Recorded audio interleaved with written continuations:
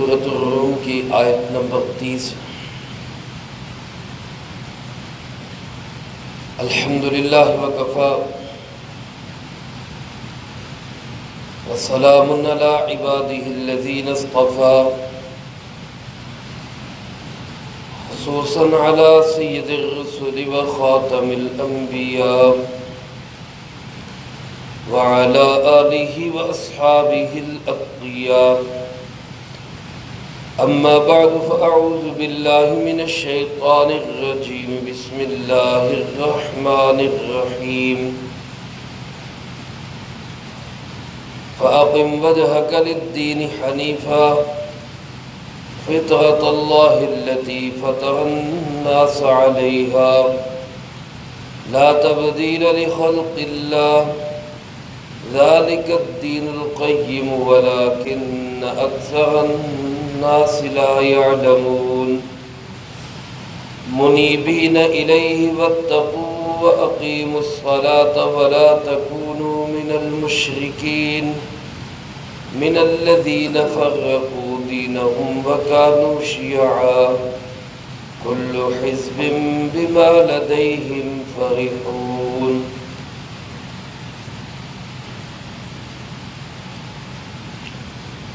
فأقم وجهك للدين حنيفا،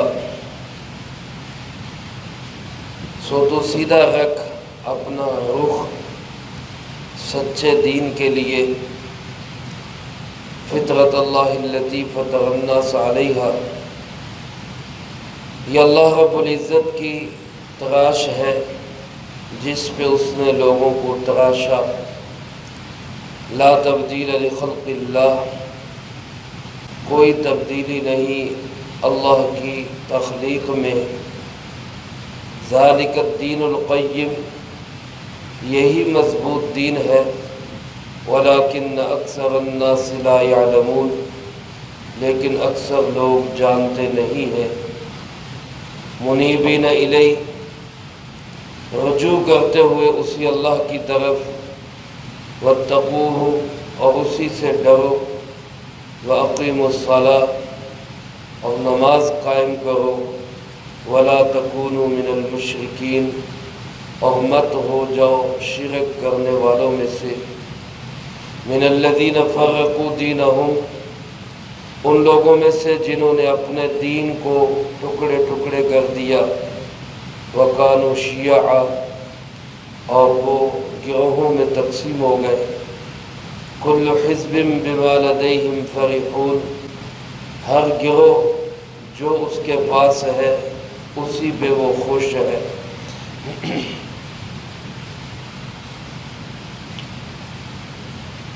اس سے پہلی آیات مبارکہ میں اللہ رب العالمین نے شرک کی ایک معاشرتی مثال بیان فرما کر اس کی قباحت بیان کی کہ انسان خود اپنے معاشرے کے اندر اپنی ذات کے اعتبار سے شرک کو اچھا نہیں سمجھتا، لیکن کیسا ظالم انسان ہے، اپنے لیے تو شرکت کو اچھا نہیں سمجھتا، پسند نہیں کرتا، لیکن اللہ رب العالمین کے لیے پتہ نہیں کس کس کو اس کا ساجی اور شریک بنا دیتا ہے۔ چنانچہ اس بیان کے بعد اللہ پاک نے جناب نبی پاک صلی اللہ علیہ وسلم کو مخاطب کر کے یا ہر قرآن پڑھنے والے کو مخاطب کر کے یہ بات ارشاد فرمائی کہ ان مشرکوں کو تبلیغ تو ضرور کرے، دعوت تو ضرور دے، ان کو سیدھے راستے پہ لانے کی کوشش کرنی چاہیے، ان کے ساتھ ہمدردی اور خیر خواہی رکھنی چاہیے، لیکن ان کی خاطر اپنا رخ نہیں بدل لینا چاہیے، اپنا نظریہ اور اپنی سوچ نہیں چھوڑ دینی چاہیے۔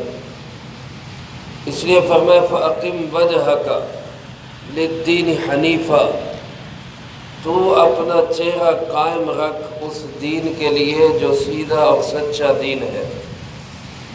وجہ چہرے کو کہتے ہیں، مراد اس سے صرف چہرہ نہیں بلکہ روح مراد ہے۔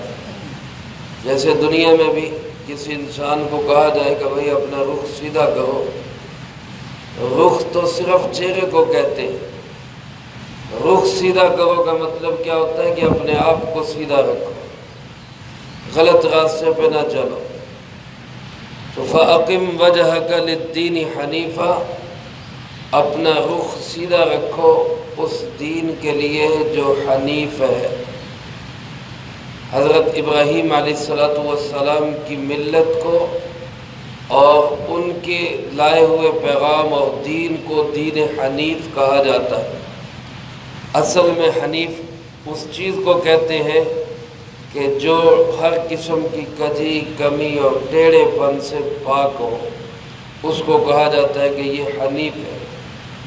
حضرت ابراہیم علیہ السلام کی ملت ہر قسم کی کمی اور نقص اور ٹیڑھے پن سے بالکل پاک، اور اس میں یہ صلاحیت اور صفت بھی موجود ہے کہ سب سے کٹ کے وہ ایک کا ہو کے رب بناتی، ایک اللہ رب العالمین کے ساتھ تعلق جوڑتی، اس لیے بھی اس کو ملت حنیف کہا جاتا ہے، اور ہم اسی ملت کے پیروکار ہیں۔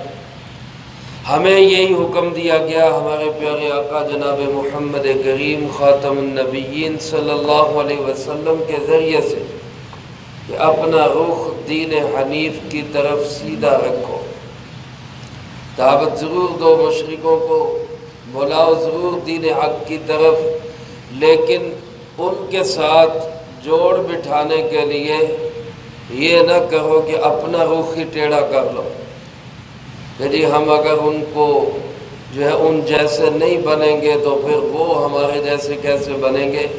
یہ نہیں، تم اپنا رخ سیدھا رکھو، اس کے بعد ان کو دعوت دو ہمدردی اور خیر خواہی کے ساتھ۔ وہ آ جائے تو ان کی مرضی، نہیں آتے تو ان کی مرضی، ان کو ان کے حال پہ چھوڑ دو۔ چنانچہ یہاں بھی اللہ رب العالمین نے اسی بات کی تلقین کی اور یہی ہدایت ارشاد فرمائی کہ ان کافروں کو دعوت دے، توحید کے دلائل بیان کرے، شرک کی قباحت اور مذمت ضرور بیان کرے، لیکن ان کو اپنے پاس لانے کے لیے ان جیسا بننے کی اجازت یا ضرورت نہیں ہے۔ دین حنیف کیا ہے اس کی آگے وضاحت اللہ پاک نے یوں فرمائی، فطرت اللہ التی فطر الناس علیہا، یہ دین حنیف وہ فطرت ہے جس فطرت پہ اللہ پاک نے لوگوں کو پیدا کیا، جس صفت پہ اور جس کوالٹی کے ساتھ اللہ پاک نے لوگوں کو پیدا کیا اس کو فطرت کہا جاتا ہے، اور وہی فطرت دین حنیف ہے۔ اس فطرت سے مراد کیا ہے؟ یہاں بھی فطرت کا لفظ آیا، قرآن کریم میں اور جگہ پہ بھی ہے۔ رسول کریم صلی اللہ علیہ وسلم نے بھی ایک موقع پہ ارشاد فرمایا، کل مولود یولد علی الفطرہ، ہر بچہ جو بھی دنیا میں پیدا ہوتا ہے وہ فطرت پر پیدا ہوتا ہے، فَأَبَوَاهُ يُهَوِّدَانِهِ أَوْ يُنَصِّرَانِهِ أَوْ يُمَجِّسَانِهِ، پھر اس کے والدین اس کو یہودی بنا دیتے ہیں یا عیسائی بنا دیتے ہیں یا مجوسی بنا دیتے ہیں۔ اس فطرت سے کیا مراد ہے؟ علماء کرام کے مختلف اقوال ہیں، ان میں سے دو زیادہ مشہور ہیں۔ ایک قول تو یہ ہے کہ فطرت سے مراد فطرت اسلام ہے، وہ فطرت جس اسلام پہ اللہ پاک نے ہر بچے کو پیدا کیا، جس فطرت پہ اللہ پاک نے تمام لوگوں کو پیدا کیا، وہ فطرت اسلام ہے، اس کی طرف اپنا رخ سیدھا رکھے۔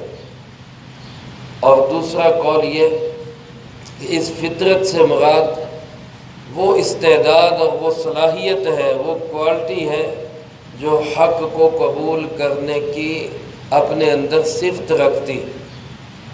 دیکھو میرے بھائیو، اللہ پاک نے انسان کے اندر یہ صفت بھی رکھی ہے کہ یہ حق کو قبول کرے، اور یہ صفت بھی رکھی ہے کہ یہ حق کا انکار کر دے۔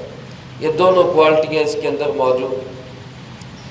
فطرت یا کوالٹی یوں کہہ لیں کہ جیسے آج کوئی انسان کوئی کھلونا بناتا ہے یا کوئی چیز بناتا ہے تو اس کے اندر ایک چپ لگا دیتا ہے. اب اس کا بٹن دباتے ہیں تو وہ جو کچھ اس چپ کے اندر ہوتا ہے وہ بولنا شروع ہو جاتا ہے. اب اس میں تو یہ صلاحیت نہیں ہے کہ کچھ اور بول سکے، اس میں تو جو چپ لگی ہے اس نے وہی بولنا ہے. باقی جتنی مخلوقات ہیں یوں سمجھ لیں کہ اللہ پاک نے ان کے اندر صرف اطاعت کی چپ لگائی ہے، فرما برداری کی. بس سورج، چاند، ستارے، شجر، حجر، جانور، پرندے، درندے سب اللہ کے مطیع و فرما بردار.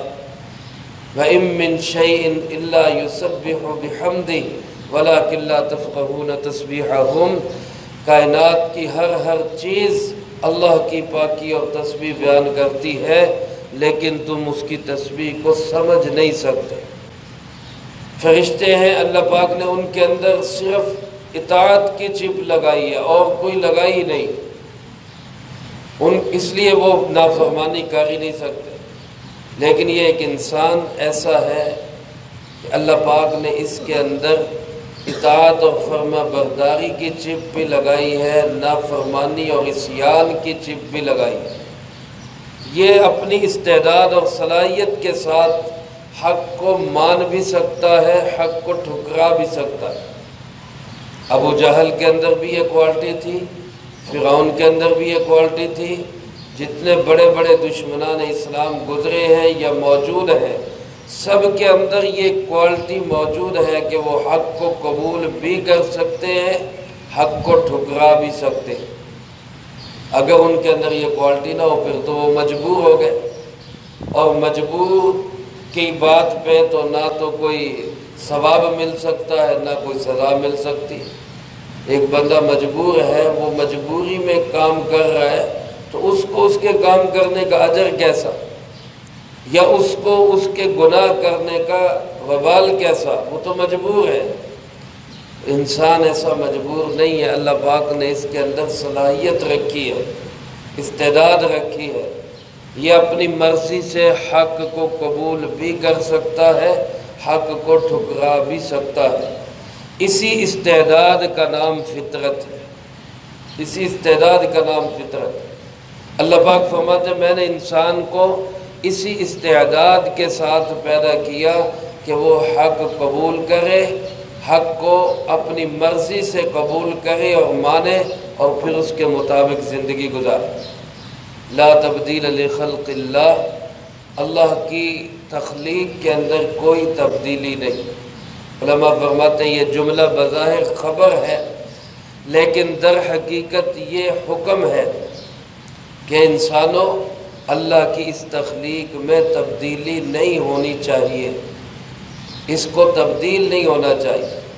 دیکھو انسان جب ماحول اور سوسائٹی سے متاثر ہوتا ہے تو پھر اس کی فطرت اور اس کی حق قبول کرنے کی صلاحیت وہ ڈاؤن ہونا شروع ہو جاتی ہے، کمزور ہونا شروع ہو جاتی ہے.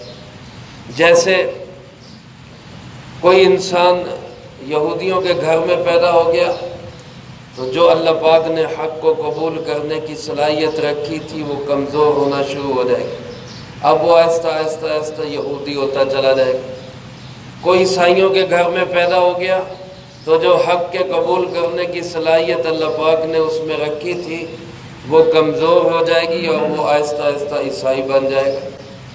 کوئی مجوسیوں کے گھر میں پیدا ہو گیا، حق کے قبول کرنے کی جو صلاحیت تھی وہ کمزور ہو جائے گی اور وہ آہستہ آہستہ مجوسی ہو جائے گی. کسی کو اللہ پاک نے مسلمان کے گھر میں پیدا کر دیا تو اس کے اندر جو حق کے قبول کرنے کی صلاحیت تھی وہ ماحول کی وجہ سے آہستہ آہستہ اور زیادہ بڑھتی جائے گی اور وہ اسلام میں اور زیادہ پکا ہوتا چلا جائے گا. اس سے معلوم ہوا کہ ماحول اور سوسائٹی کا ہمارے عقیدے اور نظریے پہ بہت اثر پڑتا ہے.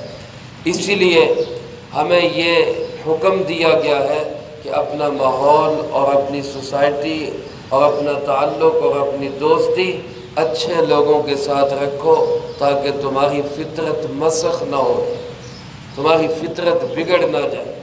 تو اللہ پاک نے گویا اسی کا حکم دیا کہ لا تبدیل لخلق اللہ. لوگوں خیال کرنا اللہ کی پیدا کی ہوئی اس فطرت کو، اس کو مسخ نہ ہونے دینا، اس کو غلط نہ ہونے دینا۔ اللہ پاک ارشاد فرماتے ذالک الدین القیم، یہی مضبوط دین ہے جس نے اپنی اس فطرت کو مسخ نہیں ہونے دیا بلکہ اس کو قائم رکھا، وہ دین حق پہ قائم رہا، اس نے اپنا ماحول و معاشرہ پاک رکھا، قرآن و سنت کی سمجھنے والی محفلیں اس نے اٹینڈ کی اور ان میں وہ بیٹھتا رہا، جس کے نتیجے میں اس کے اندر کی وہ فطرت ختم ہونے کی بجائے اور زیادہ مضبوط ہو گئی۔ یہ دین مضبوط دین ہے، لیکن اللہ پاک فرماتے ہیں اکثر الناس لا یعلمون، اکثر لوگ اس کو جانتے نہیں، وہ اپنی فطرت مسخ کر بیٹھتے ہیں۔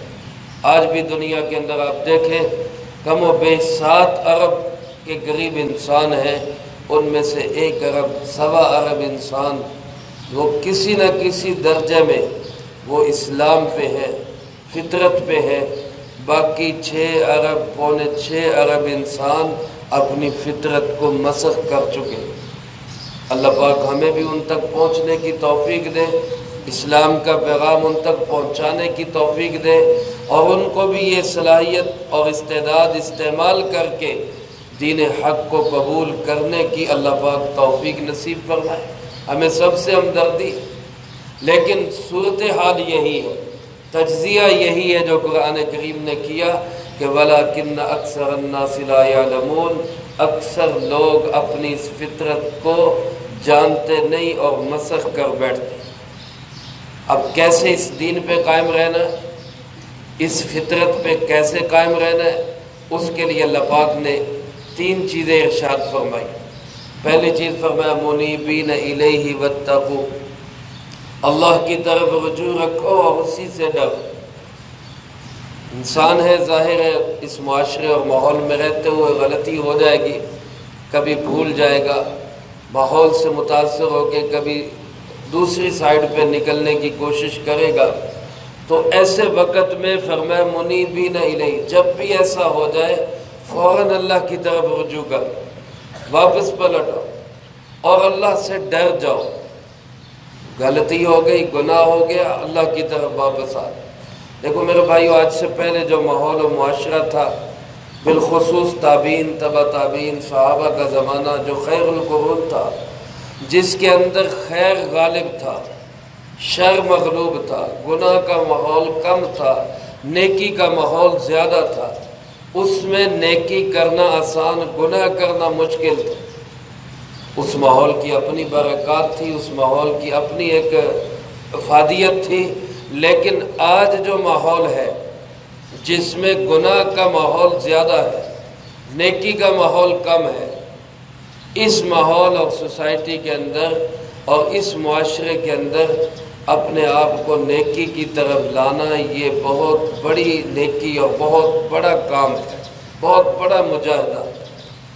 اس ماحول کے اندر ہوتے ہوئے بھی اگر ایک انسان سے غلطی ہو جائے، وہ پھر اللہ کی طرف لوٹ آئے، پھر توبہ کر لے، پھر معافی مانگ لے، پھر ڈر جائے، تو وہ فطرت اسلام پہ قائم رہے گا۔ تو پہلا کام تو فرمایا کہ یہ کرو کہ اپنے آپ کو اللہ کی طرف بار بار واپس لوٹاؤ، پھر اللہ سے تعلق جوڑو، پھر ڈر جاؤ۔ اور دوسرا کام یہ کرو کہ اقیم الصلاۃ، نماز قائم کرو، نماز قائم کرو، یہ بہت اہم چیز ہے۔ اور پھر تیسرا کام یہ ارشاد فرمایا وَلَا تَكُونُوا مِنَ الْمُشْرِكِينَ، مشرکوں کے ساتھی مت بنو، مشرکوں کا معاون اور مشرکوں کا ہمدرد اور ساتھ دینے والے اور ان کے ساتھ دوستی رکھنے والے مت بنو۔ اس میں آپ یوں بھی سوچ سکتے ہیں کہ نماز کے قیام کو اللہ پاک نے مشرک نہ ہونے کے ساتھ بیان کیا، گویا یوں سمجھ لیں جیسا کہ حدیث پاک میں فرمایا کہ بین العبد والکفر ترک الصلاۃ، بندے اور کفر کے درمیان فرق کرنے والی چیز نماز کا چھوڑنا ہے۔ یعنی نماز پڑھتا ہے تو گویا بندہ مسلمان ہے، نماز چھوڑتا ہے تو گویا وہ مسلمان ہی نہیں ہے اس کے اندر۔ اللہ پاک نے بھی فرمایا نماز قائم کرو، مشرک مت بنو۔ تو یہ 3 کام جس انسان کی زندگی میں ہوں گے، اللہ رب العزت اپنے فضل و کرم سے اس کو فطرت قائم اسلام پر اور فطرت حق پر اور دین حنیف پہ اس کو قائم و دائم رکھے گا۔ اللہ ہمیں بھی یہ توفیق نصیب فرمائے، اور خاص طور پہ فرمائے ان لوگوں میں سے مت بنو، ایک تو مشرکوں میں سے مت بنو، دوسرے نمبر پہ فرمائے من الذین فرقوا دینہم، ان میں سے مت بنو جنہوں نے اپنے دین کو ٹکڑے ٹکڑے کر دیا، تفرقہ بازی پھیلا دی، فرقے فرقے بن گئے، وکانوا شیعا، اور گروہوں میں تقسیم ہو گئے۔ شیعہ کہتے ہیں گروہ کو، آج تو ہمارے یہاں ایک مخصوص فرقے کو شیعہ کہا جاتا ہے جو فرقہ ضالہ ہے، گمراہ فرقہ ہے، اس کو کہا جاتا ہے شیعہ، لیکن اصل میں شیعہ ہر فرقے کو شیعہ کہا جاتا ہے، ہر گروہ اور پارٹی کو شیعہ کہا جاتا ہے۔ تو اللہ پاک فرماتے ہیں یہ جو گروہوں میں تقسیم ہے، یہ جو فرقوں میں تقسیم ہے، یہ جو پارٹیوں میں تقسیم ہے، ان میں سے مت بنو، اس جماعت کے ساتھ رہو جو دین حنیف پہ قائم ہے، جو صحیح اور سچے دین پہ قائم ہے۔ رسول اللہ صلی اللہ علیہ وسلم نے ارشاد فرمایا، جس کا مفہوم یوں ہے، فرمایا پہلی امتوں کے اندر بھی فرقے بنے، پہلی امتوں کے اندر بھی گروہ بنے، میری امت کے اندر بھی گروہ بنے گے، یہ ضروری ہے، یہ ہوگا، یہ اس کے بغیر یہ نظام چل نہیں سکتا۔ یہ تو ایک بات طے شدہ ہے کہ گروہ بنیں گے، فرقے بنیں گے، پارٹیاں بنیں گی، لوگ مختلف گروہوں میں تقسیم ہوں گے، یہ تو طے شدہ بات ہے۔ لیکن فرمایا کہ ان میری امت کے یہ جتنے فرقے ہوں گے، 73 فرقے، ان میں سے 72 جو ہیں وہ گمراہی میں، 72 ضلالت میں ہے، اور ایک فرقہ وہ فرقہ ناجیہ ہے، نجات پانے والی جماعت، ایک فرقہ جو ہدایت پر ہے، ایک جماعت وہ ہدایت پر ہے۔ صحابہ نے پوچھا اللہ کے محبوب وہ ایک جماعت جو ہدایت پہ ہوگی اس کی کوئی نشانی اور علامت ارشاد فرما دے، تو رسول کریم صلی اللہ علیہ وسلم نے دریا کو کوزے میں بند کرتے ہوئے 2 لفظوں میں اس کی نشانی بتا دی، فرمایا ما انا علیہ و اصحابی، جو میرے اور میرے صحابہ کے راستے پہ ہوگا، جو میرے اور میرے صحابہ کے راستے پہ ہوگا۔ اسی سے لفظ اہل سنت والجماعت کا نکلا ہے، اہل سنت جو رسول اللہ صلی اللہ علیہ وسلم کے راستے پہ، والجماعت جو صحابہ کے راستے پہ۔ اللہ کا شکر ہے الحمدللہ، اللہ پاک نے اپنی فضل و کرم سے ہمیں اس جماعت سے تعلق نصیب فرمایا، لیکن میرے محترم دوستو، اس جماعت کا کام یہ نہیں کہ یہ تفرقہ بازی پھیلاتی رہے، یہ لوگوں کو گروہوں میں تقسیم کرتی رہے۔ اس جماعت کا کام یہ ہوگا کہ یہ اجتماعیت کو قائم کرنے کی کوشش کریں، جیسے صحابہ اکرام رضی اللہ تعالی مجمعین وہ اختلافات سے بچتے تھے، اجتماعیت کو قائم رکھتے تھے۔ اور عجیب بات یہ ہے کہ آج جو لوگ یا جو گروہ یا جو امت کا حصہ اجتماعیت کو قائم رکھنا چاہتا ہے، اس کو تو طعنہ زنی کی جاتی ہے، اس کو تو برا بھلا کہا جاتا ہے، اور جو الگ الگ اپنی دکانیں بنا کے چمکانے کی کوشش کرتے ہیں ان کو کہا جاتا ہے کہ یہ ٹھیک کر رہے ہیں اور یہ تفرقہ پھیلا رہے ہیں۔ ایک بندہ صحیح بات کر رہا ہے، سچی بات کر رہا ہے، قرآن و سنت کے مطابق بات کر رہا ہے، اس کو کہا جاتا ہے کہ یہ تفرقہ پھیلاتا ہے۔ وہ تفرقہ نہیں پھیلا رہا، تفرقہ تو وہ پھیلا رہا ہے جو قرآن و سنت سے ہٹ کے بات کر رہا ہے۔ ایک آدمی نے کہا جی اللہ ایک ہے، اس کا کوئی ساجی اور شریک نہیں، اللہ سے سب کچھ ہونے کا یقین، اللہ کے حکم کے بغیر کسی سے کچھ نہ ہونے کا یقین، یہ تو قرآن کی بات ہے، یہ تو جناب محمد کریم صلی اللہ علیہ وسلم کی بات ہے، یہ تو صحابہ کی بات ہے، اولیاء اللہ اور امت کے تمام مقتدر لوگوں کی بات ہے۔ لیکن دوسرا اٹھ کے کہتا ہے جی نہیں فلاں بھی کرتا ہے، فلاں بھی کرتا ہے، فلاں بھی کرتا ہے۔ اب یہ اس کو روکتا ہے بھئی یہ نہ کہو۔ تو ہمارے معاشرے میں کیا ہوتا ہے، جو صحیح بات کرنے والا ہے اس کو کہہ رہے ہیں کہ یہ فرقہ واریت پھیلا رہا ہے، یہ فرقہ واریت پھیلا رہا ہے۔ اور جو غلط بات کر رہے اس کو کہتے ہیں جی جیڑا جتھے لگا انہوں لگا رہے۔ بھئی یہ ہمارا کام ہے اجتماعیت کو قائم رکھنا، اللہ کے محبوب صلی اللہ علیہ وسلم کے طرز پہ، صحابہ کے طرز پہ۔ تو اللہ پاک فرماتے ہیں ان کی طرح مت بنو جنہوں نے اپنے آپ کو گروہوں میں تقسیم کر لیا، ٹکڑے ٹکڑے ہو گئے، اور ہر جماعت جو کچھ اس کے پاس ہے فریحون، وہ اسی پہ خوش ہے۔